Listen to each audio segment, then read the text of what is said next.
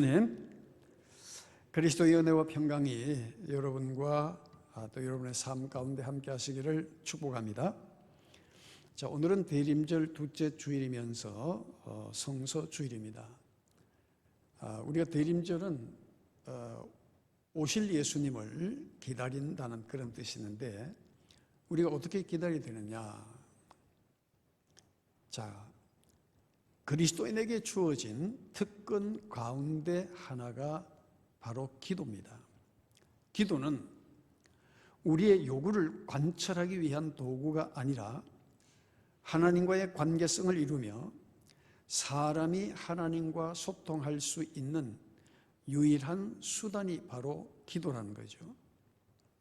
그래서 우리가 주님을 기다릴 때에 그저 가만히 기다리는 것이 아니라, 기다린다고 하는 것은 바로 기도 가운데 우리가 주님의 오심을 준비하고 기다려야 하는 것입니다.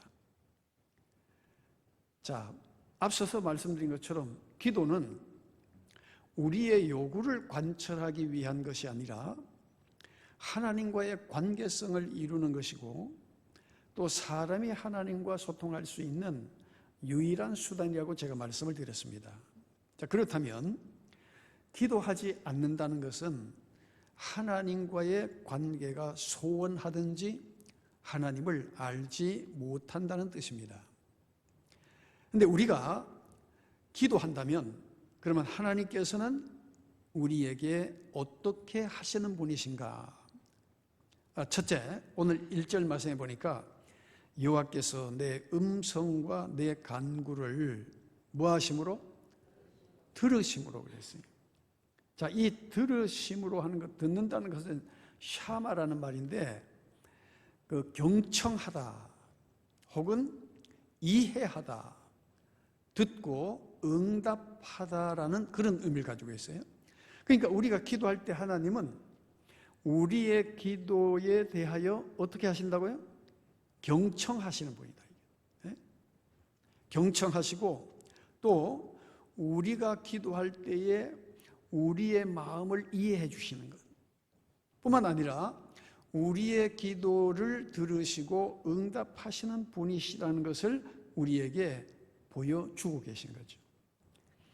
여러분, 자녀들이 부모에게 무슨 이 얘기를 했을 때에 그 아이의 이야기를 잘 듣고 경청해 주는 부모는 결국 이 아이가 자랐을 때도 사회 나가서 다른 사람이 누군가 이 얘기를 할 때에 잘 경청하는 사람이 되는 거예요. 왜? 모든 것은 부모를 통해서 배우기 때문이죠. 그런데 그 자녀의 이 얘기를 소홀히 생각하고 대충 듣는다면 이 자녀들도 결국 나중에 사회에 나가서 자기에게 필요한 것이 아니면 남의 이야기를 자꾸 흘러듣는 그런 자세를 갖게 되는 거죠. 그런데 하나님은 우리의 기도에 경청하시는 분이시다. 귀를 기울이고 들으시는 분이라는 거예요. 여러분, 부부간에도 이게 대화를 서로가 진지하게 대화를 많이 할수록 오해하기보다는 이해하는 일이 더 쉬워져요. 그런데 이 대충 듣고 거기에 대한 반응이 신통치 못하면 작은 일로도 오해하게 되는 거예요. 어떤 부부는 이게 우리가 참 텔레비전이 오늘날 부부간에 부모 자녀간에 이 대화를 단절케 하는 아주 좋은 수단 중에 하나가 텔레비전이죠. 뭐 내가 이제 드라마를 보는데 재미있게 보는데, 특히 이게 남편 되시는 분이 막 귀를 기울여 보는데 이제 아내가 옆에서 뭐라고 얘기하면 볼륨을 하나씩 올리는 거예요. 볼륨을 하나씩 올리는 거예요. 무슨 뜻이에요? 시끄럽다 이 말 아니에요. 그러면 그 이 얘기하는 사람은 굉장히 그 분위기가 불편해지는 거죠. 이 남편이 내 말 듣는 거 별로 좋아하지 않는구나. 그런 느낌을 갖게 되는 거예요. 그럴 때는 소리를 낮추고 쳐다보면서 당신이 내게 하고자 하는 말이 무엇이지 하고서 정중하게 물어주면 사람은 존경받는 느낌이 들잖아요. 그렇죠? 그랬을 때에 그 관계라고 하는 것은 더 좋은 관계로 갈 수 있지만은, 그러나 이게 사람이 누가 옆에서 말할 때에 건성으로 들으면 결국 무시당하는 느낌을 갖게 되는 거예요. 이제 이런 것들이 쌓이면 나중에 적은 것도 오해하게 되는 거예요. 그러나 이 대화를 많이 하게 되면 오해할 것도 이해하게 된다는 거예요. 자, 영적으로 하나님은 우리의 기도에 귀를 기울여 들으시는 하나님이신 줄로 믿습니다. 자, 그래서 시편 3편 4절에 보니까, 자, 3편 4절에 보니까 내가 나의 목소리로 그랬어요. 여호와께 부르짖으니 그의 성산에서 뭐 하신다? 응답하시는 하나님. 우리가 말할 때에 하나님은 그 우리의 말에 응답하시는 하나님이시다는 거예요. 예? 하나님은 우리가 육으로는 보이지 않지만 영으로 계시는 분이기 때문에 우리가 어떤 상황과 환경 속에서도 우리의 기도를 들으시는 하나님이시다. 예? 자, 예레미야 33장 3절 말씀 더 볼까요? 예레미야 33장 3절 우리 같이 읽어보겠습니다. 너는 내게 부르짖으라. 내가 내게 응답하겠고 내가 알지 못하는 크고 은밀한 일을 내게 보이리라는 거예요. 예? 자, 너는 내게 부르짖어. 너 기도해.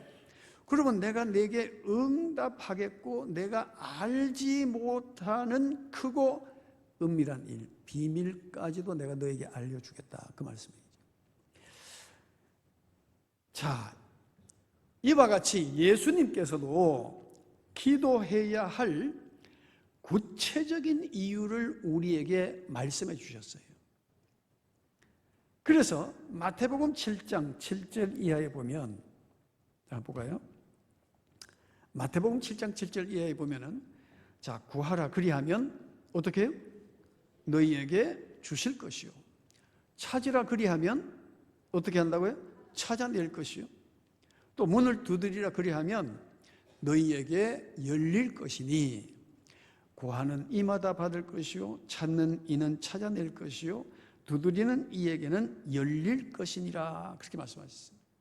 그러니까 기도라고 하는 것은 정말 우리가 하나님 앞에 우리의 마음을 두고 구하고 또 찾고 그 두드리는 그런 그 마음, 다시 말하면 이건 뭘 뜻합니까?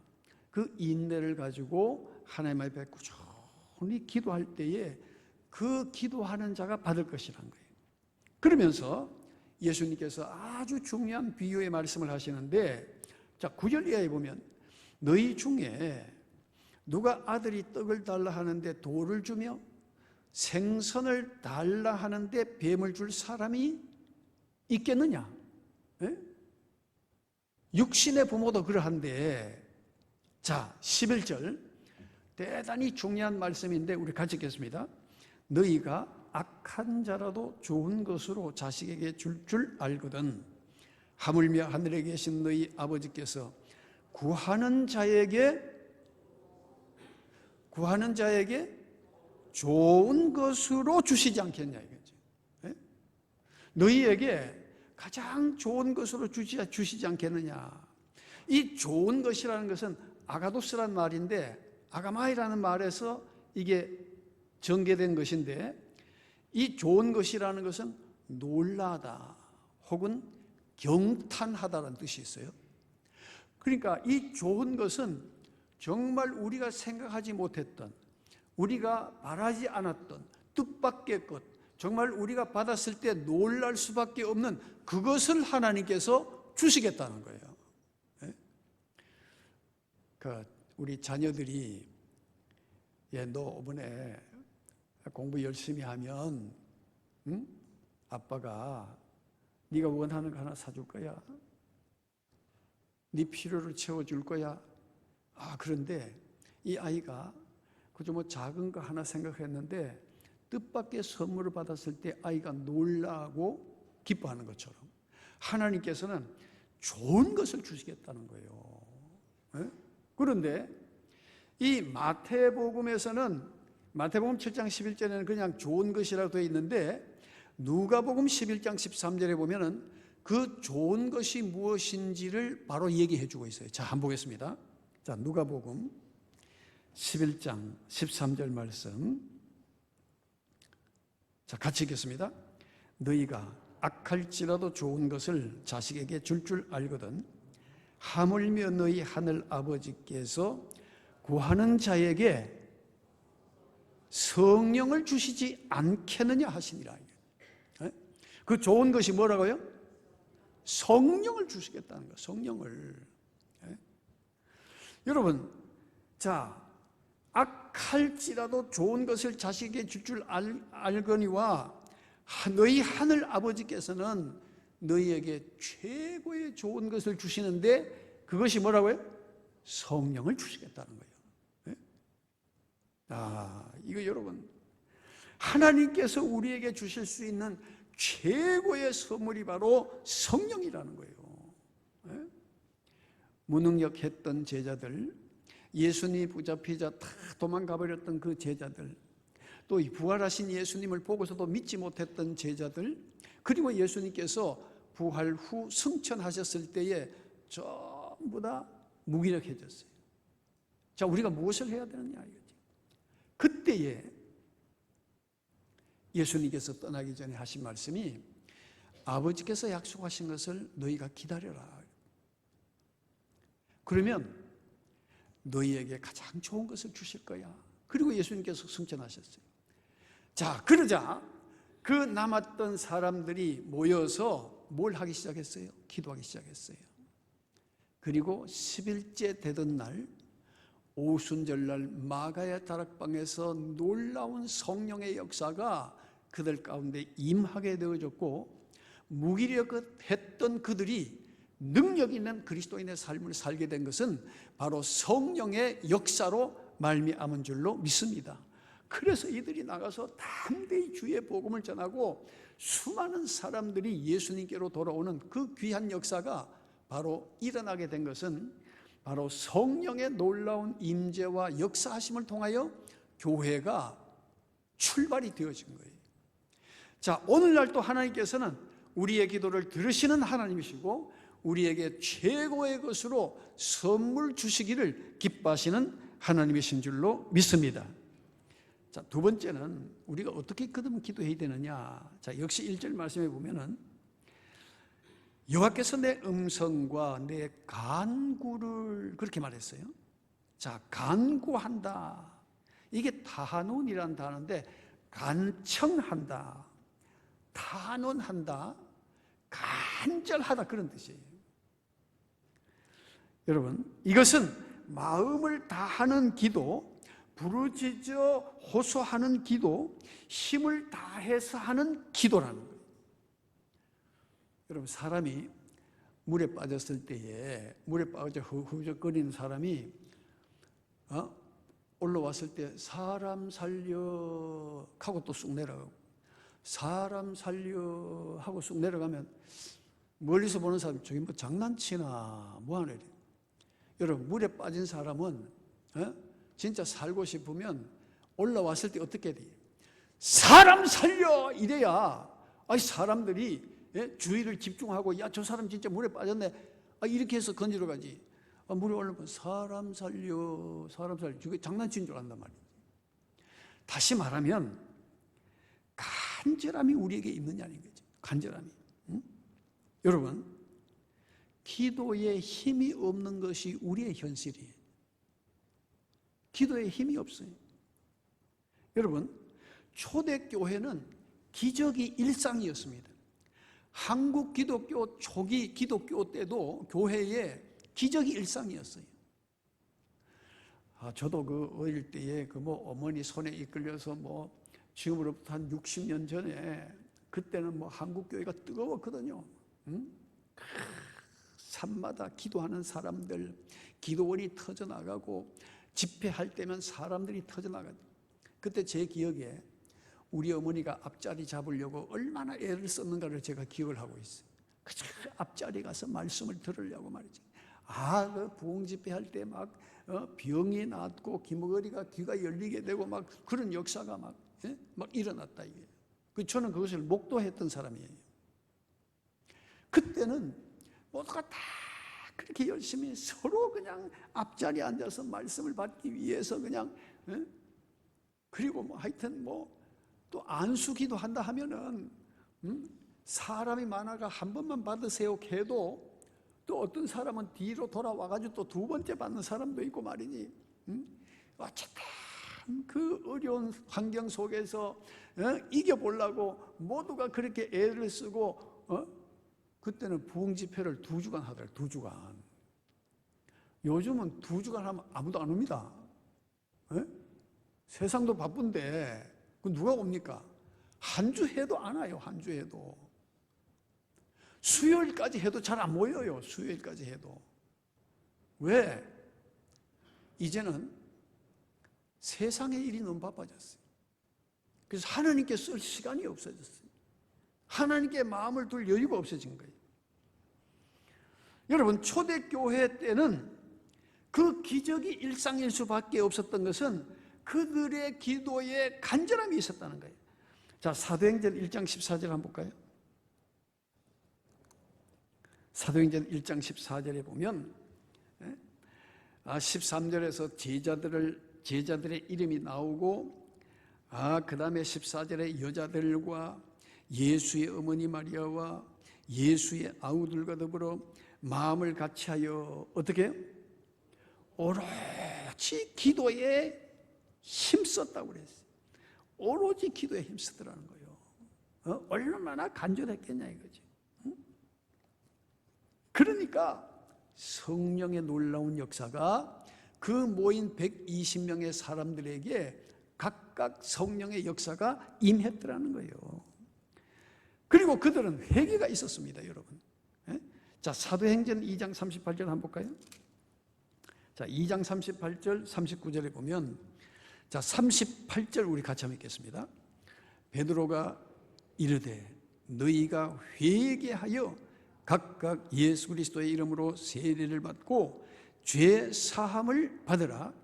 그리하면 성령을 선물로 받으리니. 그랬어요. 자, 회개하고 죄 사함 받을 때에 성령을 너희가 선물로 받을 것이다. 우리가 성령을 받기 위해서는 우리가 하나님 앞에 정결하고 깨끗해야 된다. 회개하는 자에게 성령을 부어주시겠다는 거예요. 그러면서 39절에 보니까, 자, 이 약속은 너희와 너희 자녀와 모든 먼데 사람 곧 주 우리 하나님이 어떻게? 얼마든지 부르시는 자들에게 하신 것이라. 그렇게 말합니다. 얼마든지 부르시는 자들, 그 부름을 받고 나온 자들, 그 누구에게든지 회개하고 기도하면, 세례받고 죄사함 받으면 하나님께서 성령을 선물로 주시겠다는 거예요. 누구에게든지 제한이 없다는 거예요. 어떤 자료에 의하면 국민소득 2만 불 이상이 되면, 자, 이상하게 그리스도인들의 영성이 떨어지기 시작한대. 국민소득 2만 불 이상이 되면. 이거는 선교를 연구하는 분이 이 자료를 낸 건데, 자, 국민소득 2만 불 이상 되면 영성이 떨어진다는 거예요. 왜냐? 삶의 여유. 그렇죠? 하나님보다 개인 생활에 더 큰 비중을 두기 때문에, 그래서 영적 침체가 오는데 가장 두드러지는 것이 뭐냐면은 기도의 자리가 비어진다는 거예요. 기도의 자리가 비어지는 거예요. 그래서 사람들이 기도하지 않더라는 거예요. 그리고 간절함이 사라지다는 거예요. 왜? 우리 생활에 다 여유가 있으니까. 예전에는 병원이 없어요. 그렇죠? 아프면 누구한테 매달릴 수밖에 없어요. 그죠? 하나님 병을 치료해 주시면 주님 내게 주신 사명을 따라 내가 주님이 일을 하겠습니다. 그래가지고 옛날에는요, 진짜 부흥 집회 하다 보면은 뭐 중병이 낫는 경우, 암이 떨어져 나와서 막 치료받고 말이지, 그런 역사들도 굉장히 많았어요. 근데 요즘은 아프면 어디 가면 되고, 병원 가면 되고, 그리고 냉장고 비어 있으면 어디 가면 되고, 마트 가면 되고, 뭐 이제 우리는 기도할 게 별로 없어져 버렸어요. 그러니까 하나님이 뭐 그렇게 예전처럼 절대자라는 생각을 안 하게 된 거예요. 그리고 이념과 사상도 그렇게 돌아가고 있어요. 그래서 이제는 하나님이 중요한 것이 아니라 내가 더 중요한 시대가 된 거예요. 여러분, 그러나 시대를 초월하여 하나님께서는 간절히 기도하는 자에게 응답하시는 하나님이신 줄로 믿습니다. 그래서 시편 30편 2절에 보면, 자, 한번 볼까요? 자, 같이 한번 우리 읽겠습니다. 여호와 내 하나님이여, 내가 주께 부르짖음에 나를 고치셨나이다. 내 삶의 문제가 무엇이든 내가 주께 부르짖을 때에 하나님은 나를 고쳐 주셨다는 거예요. 자, 시편 107편 19절 20절 한번 보겠습니다. 107편 19절 20절. 자, 19절에 보니까 이에 그들이 고통 때문에 여호와께 부르짖음에 그가 그들의 고통에서 그들을 구원하시되, 자, 구원하시되, 자, 20절 중요한 말씀이니까 같이 읽어보겠습니다. 그가 그의 말씀을 보내어 그들을 고치시고 위험한 지경에서 건지신도다. 자, 그가 그의 무엇을 보내? 말씀을 보내는 거예요. 말씀을 보내서 우리를 위로해 주시고, 또 말씀을 통해서 지혜를 주시고, 또 말씀을 통해서 이것을 이길 수 있는 능력을 주시고, 감당할 수 있는 힘을 주셔서 하나님께서 그의 모든 그 고통에서 건져내신 하나님이시다. 여러분, 그래서 오늘 그리스도인들이 갖는 문제가 뭡니까? 무능력해지는 거예요. 무기력해지는 거예요. 그래서 예수님께서도 사도행전 1장 8절에서 오직 성령이 너희에게 임하시면 너희가 무엇을 받고? 권능, 능력, 힘, 권세를 받는다는 거예요. 무능력한 자가 아니라 능력자가 되게 하겠다는 거예요. 그래서 우리의 기도에 응답하시는, 그래서 간구하는 자가 되어야 된다는 것을 우리에게 보여주셨어요. 하나님 우리의 간절한 기도에 응답하시는 하나님이신 줄로 믿으시기 바랍니다. 경제적인 문제를 떠나서 우리가 기도해야 할 일들이 얼마나 많은지 모릅니다. 자녀의 문제, 직장에서의 인간관계의 문제, 삶의 문제. 그러나 하나님은 간절한 기도에 응답하시는 하나님이신 줄로 믿습니다. 자, 그 다음에 세 번째는 언제까지 기도해야 하느냐. 자, 오늘 본문 2절 말씀해 보니까 그의 귀를 내게 기울이셨으므로 내가 언제까지 기도하리라? 평생에 기도하리로다. 평생에. 자, 여기에서 평생이라고 하는 단어는 요음이라고 하는 단어를 사용했는데, 이거는 뭐 24시간을 의미하기도 하고 한 해를 의미하기도 하고 빛의 기간을 의미하기도 합니다. 그래서 이 고대 언어들은 보면은 대체로 그 의미를 굉장히 폭넓게 잡고 있는 것을 볼 수 있어요. 그 단어 자체가.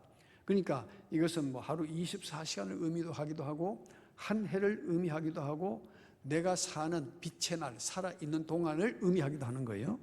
여기에서 평생에 이렇게 말하고 있죠. 쉽게 말하면 살아있는 동안에 우리가 기도해야 된다. 왜? 여러분, 이것은 바로 평생이라는 것은 숨 쉬는 동안이라는 뜻이거든요. 숨 쉬는 동안. 자, 여러분 한번 물어봅시다. 숨이 끊어지면 어떻게 됩니까? 숨이 끊어지면 어떻게 되죠?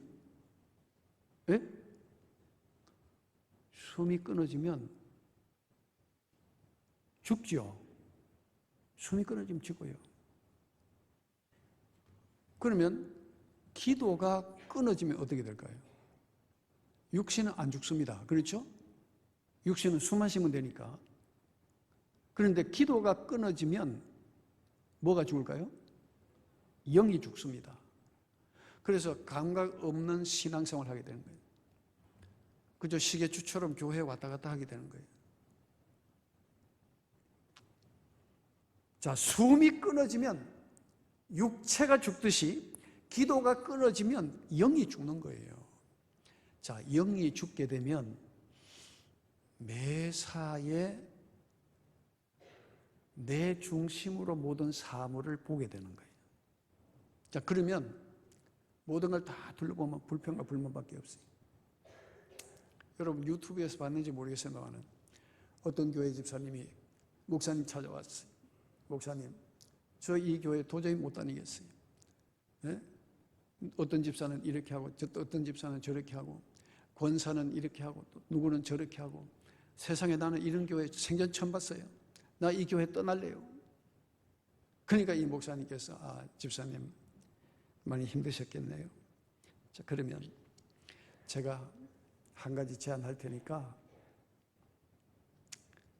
그럼 그렇게 해보시고 결정하시라고. 그러면서 물을 한 컵 담은 컵을 그 집사님께 줬어요. 물 한 컵을. 그러면서 이 물컵에 든 물을 쏟지 말고 교회를 한 바퀴 이렇게 돌고 제게로 오십시오. 그렇게 얘기했어요. 그리고 이제 이 집사님 물이 가득 들어있으니까 어떻게 해? 물을 안 쏟으려고 하면 뭘 쳐다봐야 돼? 예? 물만 교회를 한 바퀴 도는데 물만 쳐다보고 한 번 돌았어요. 한 바퀴 돌고 목사님이 찾아왔어요. 그리고 이제 목사님이 그래 물컵을 들고 교회를 한 바퀴 도셨는데 교회에 무엇을 보았습니까? 이렇게 물었어요. 그러니까 아무것도 못 봤다는 거예요. 왜? 물 쏟아질까 봐 물컵만 쳐다봤다는 거예요. 그때 목사님 하신 말씀이 그와 같습니다. 예수님만 바라봐야 됩니다. 어느 교회든지 사람은 다 죄인입니다. 사람 바라보면 우린 예수님 못 믿습니다. 주님만 바라봐야 됩니다. 그래서 이 집사님이 크게 깨닫고 오히려 교회에 충성하는 봉사자가 됐다는 거예요. 여러분, 우리가 예수님을 바라보지 못하면 자꾸 주변 환경을 보게 됩니다. 세상에 대한민국 어느 교회도 평안한 교회는 하나도 없어요. 그렇죠? 예, 평안한 교회가 없어요. 그 사람을 보면 계속 불평불만이 나오는 거예요. 그러나 우리가 예수님을 바라보면 주님을 향해서 우리가 기도하면 주님이 나의 가야 할 길을 인도해 주시고 안내해 주시고 또한 도와주시는 줄로 믿습니다. 그래서 우리가 주님을 바라보고 주님 앞에 기도하는 그런 삶을 살아야 된다는 거예요. 여러분, 기도하지 않는 요한계시록에 나타난 7교회 가운데 4대 교회라는 교회가 있었어요. 주님께서 그 4대 교회를 향하여 경고하신 내용이 무엇입니까?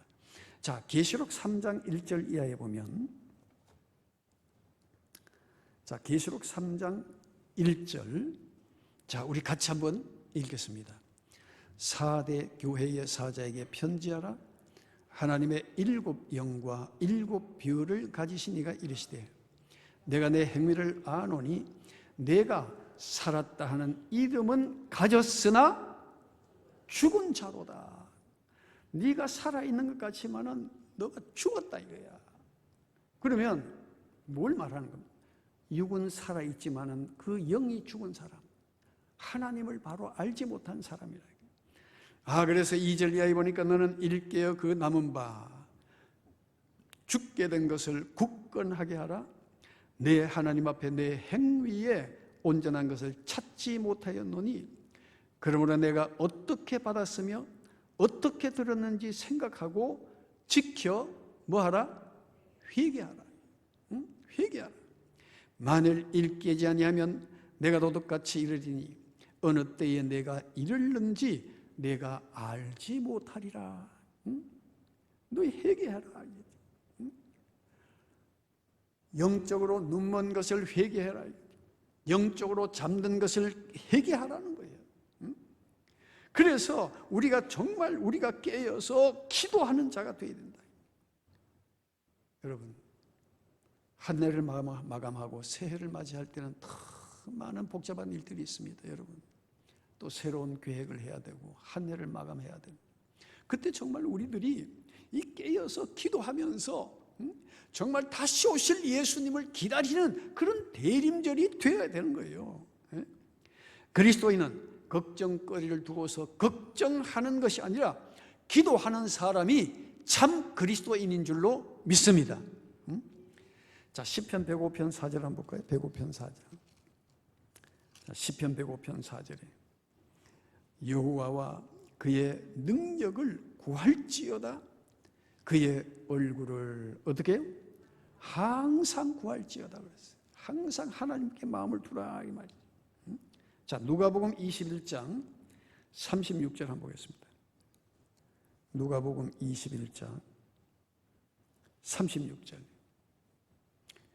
자, 우리 같이 읽겠습니다. 이러므로 너희는 장차 올 이 모든 일을 능히 피하고 인자 앞에 서도록 항상 기도하며 깨어 있으라 하시니라. 왜 항상 기도하며 그랬어요? 왜 항상 기도하며 그랬어요? 항상 기도 안 하니까. 왜 깨어 있으라고 그랬어요? 깨어 있지 않으니까. 그 성경 해석 어렵게 할 필요 없어요. 말 그대로야. 항상 기도 안 하니까 항상 기도하라는 거예요. 깨어 있지 않으니까 깨어 있으라는 거예요. 자, 골로새서 4장 2절 말씀 한번 보겠습니다. 골로새서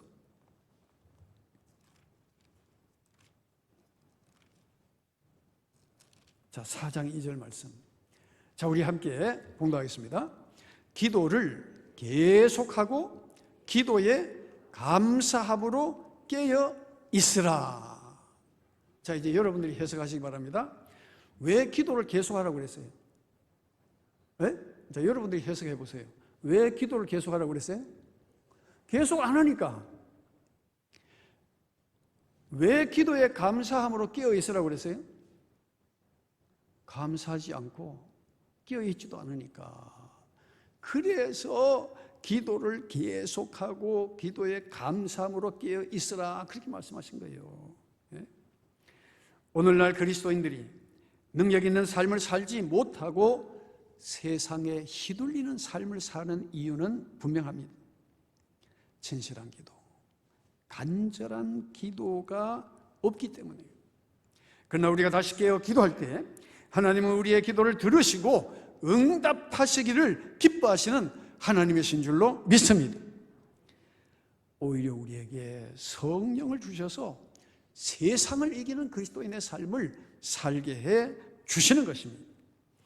이 대림절의 기다림은 그저 막막한 기다림이 아니라 기도로서 주님의 다시 오심을 기다리며 또 특히 성소주의를 맞이해서 정말 말씀을 붙잡고 의지하는 믿음으로 날마다 승리하는 그리스도인의 삶이 되기를 축복합니다. 자, 오늘 이 말씀 기억하시면서 주님, 그렇습니다. 우리의 기도를 들으시는 하나님 앞에 정말 우리의 마음을 다하여 기도하게 하시고 평생에 우리의 기도에 귀를 기울이시는 하나님 앞에 기도하는 삶이 되게 하여 주시옵소서. 우리 다 같이 통성으로 기도하겠습니다. 존귀와 영광을 홀로 받으시기에 합당하신 하나님 아버지, 우리의 부족함과 연약함을 깨닫게 해주시고 정말 우리가 기도해야 할 것을 다시 한번 깨우치셨사오니 아버지 하나님이여, 너희는 쉬지 말고 기도하라는 것처럼 아버지 하나님, 우리가 호흡이 쉬면 육신이 죽음같이 영으로 기도가 쉬면 우리가 영이 죽는 것을 다시 한번 깨닫습니다. 우리의 기도를 들으시는 하나님 앞에 아버지, 우리 마음과 뜻과 정성을 다하여 평생 주님 나라에 있는 그날까지 기도하는 삶을 살게 하시고, 우리 자녀들, 우리 가정, 남편과 아내, 또한 우리 불신 가족들을 위하여, 아버지 하나님 또 이 나라와 민족을 위하여, 또 세계 선교를 위하여 기도하는 그리스도인들이 되게 하여 주시옵소서. 감사하며 예수님 이름으로. 존귀하신 하나님 아버지, 대림절 맞이하시고 우리가 어떻게 주님을 기다려야 할지를 알게 해주셨습니다. 주님, 우리의 기도를 들으시는 하나님 앞에 정말 우리가 마음을